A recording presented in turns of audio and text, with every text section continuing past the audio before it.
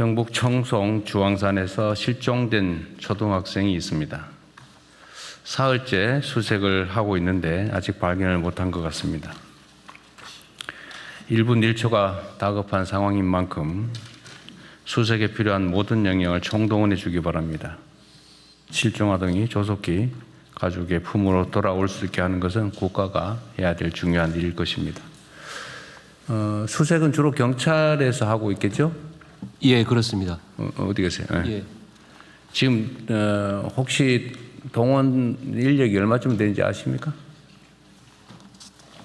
몇 명쯤 투입됐는지 알아보시고요. 예. 이게 지금 500명이 이틀 하는 것보다는 1000명이 하루 하는 게 좀 번잡하고 힘들긴 하겠지만 더 효율적일 수 있으니까. 예, 그렇습니다. 경찰 현재 281명, 소방 28명을 동원했는데 너무 적은 것 최대한 같아요. 더 동원을 하겠습니다. 최대한 동원해서 예. 그 주황산이 그렇게 넓지 않거든요. 예. 전부 다 착실히 뒤져보도록 하십시오. 예. 신속하게 조치하면 좋겠습니다. 예, 알겠습니다. 재정의 적극적이고 전략적 운영이 민생 경제에 실질적 동력을 제공할 수 있다라는 점이 연구 결과로 확인됐습니다. 지난해에 지급된 민생회복 소비 쿠폰이 지역 소상공인 매출을 소비 쿠폰 100만 원당 추가로 43만 원가량 늘리는 효과를 거뒀다고 확인됐습니다. 100만 원의 재정 투입을 통해서 총 143만 원의 경제적 효과를 거둔 것입니다. 1차적 효과가 그런 것이겠죠. 다시 2차, 3차의 효과도 있을 겁니다. 다른 여러 분석에서도 적시에 이루어진 과감한 재정 투입이 내수를 진작하고 경제 전반에 활력을 불어넣는다는 점이 일관되게 입증되고 있습니다.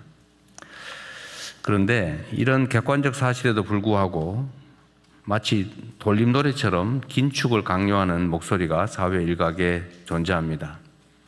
국가 채무를 명분으로 들고는 있는데 사실상 민생 고통을 수수방관하라는 무책임한 목소리입니다. 한때 그런 시절이 있었죠. 절약이 미덕일 때가 있었습니다. 안 쓰고 아끼고 저축하고 막 허리 뒤 졸라매고. 그러나 지금은 소비가 미덕인 시대입니다. 이 돈이 안 돌아서 문제인 사회가 됐습니다. 이럴 때는 투자를 통해서 경제가 순환하게 하는 게 정부의 역할입니다. 그리고 우리나라의 실질적인 채무, 국가 채무, 그러니까 명목상에 있는 채무 말고 실제로 자산은 얼마가 있냐, 채권은 얼마가 있냐, 또 채무가 예를 들면 100만 원인데 채권이 90만 원 있으면 실제 빚은 10만 원 정도인 거죠. 이렇게 따져보면 실질 채무가 10% 정도다. GDP 대비 10% 정도다라는 국제기관의 발표도 있었습니다. 다른 어느 나라보다도 국가 채무 구조가 우량하다라는 것입니다. 지금은 위기입니다. 이런 위기 시대에는 아끼는 것도 중요한데 오히려 국가의 역량을 키우는데 투자를 할 필요가 있습니다. 적극적 재정을 통해서 내수를 활성화하고 또 경제 성장률과 GDP 자체를 높이면 분모가 커져가지고 국가 부채 비율은 오히려 떨어집니다. 특히 이 과정을 통해서 잠재 성장률과 생산성이 제고되면 세입 기반도 확대되고 또 부채 비율은 장기적으로 낮아져서 경제의 성장판이 더욱 두터워지는 선순환 구조를 실현할 수 있습니다. 국민의 눈을 속이는 포퓰리즘적인 긴축 재정론의 함정에 빠져서는 안 됩니다. 아무 때나 막 쓰자는 그런 얘기는 전혀 아니죠. 그렇게 하면 안 되겠습니다. 경제가 정상화되고 활성화되고 있는데 자꾸 빚내서 쓸 일은 아니겠죠. 그러나 지금은 투자를 통해서 잠재력을 키울 수 있는 시기입니다. 특히 위기 시기이기 때문에 지금 투자하면 나중에 더 큰 보상으로 돌아온다라는 게 기본적 원리 아니겠습니까?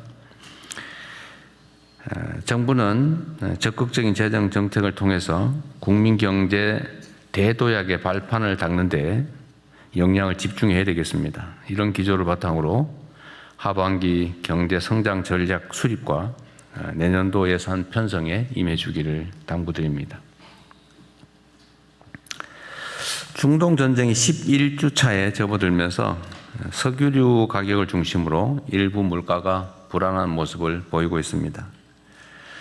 공공기관 이부제 또 민간의 자율적 오부제 등으로 불편을 겪는 국민께서도 많이 계실 겁니다.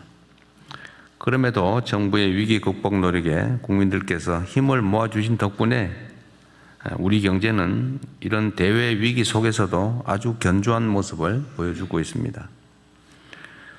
수출은 폭발적 증가세를 기록하고 있습니다. 자본시장 역시 역사적인 성장세를 시현하고 있습니다. IMF 외환 위기와 코로나 국난을 이겨낸 우리 대한 국민들의 강인한 재력이 다시 발휘되고 있는 것입니다.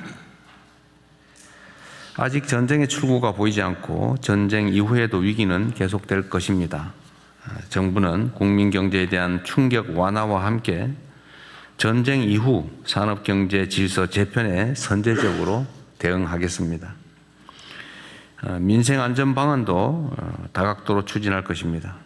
지금까지처럼 정부를 믿고 위기 극복 방안에 적극 참여해 주시기를 부탁드립니다. 우리 국민들의 삶의 실질적 개선이 국가의 책임입니다.